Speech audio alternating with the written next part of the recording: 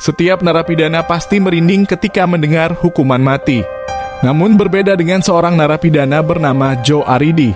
Dia diduga melakukan pembunuhan kepada seorang gadis remaja dan dijatuhi hukuman mati oleh pengadilan.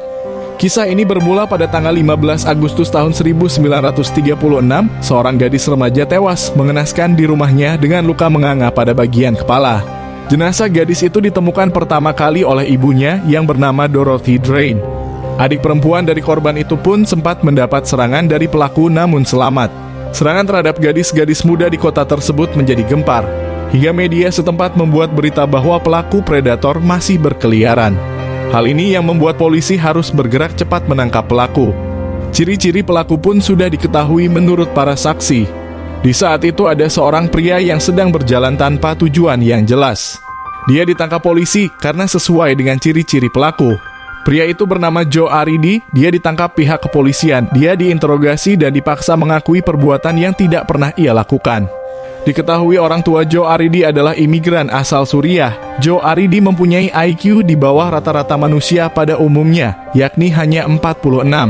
Bahkan ia sekolah di pelatihan khusus untuk cacat mental sejak usianya 10 tahun. Jadi sangat tidak mungkin Joe Aridi adalah pelakunya.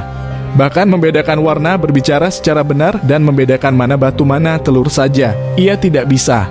Hakim di pengadilan tetap menyatakan ia bersalah dan dijatuhi hukuman mati. Mendengar hal itu, Joe tampak senang seolah tidak tahu bahwa ia akan dieksekusi.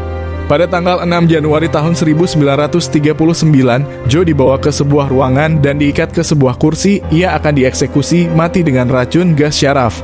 Sebelum dieksekusi, Joe sempat memberikan mainan kesayangannya kepada napi lain dan akan mengambilnya setelah dia dieksekusi. Joe hanya terdiam ketika ibunya menangis. Saat eksekusi dilakukan pun, terlihat wajah Joe yang senang, tak tahu jika ajal akan menjemputnya. Setelah kematian Joe, akhirnya polisi menemukan pelaku sebenarnya. Frank Aguilar, pria itu memegang kapak yang sepertinya cocok dengan pukulan maut yang dilakukan pada para korbannya. Pada titik ini, jelas bahwa Aguilar adalah penjahat yang sebenarnya.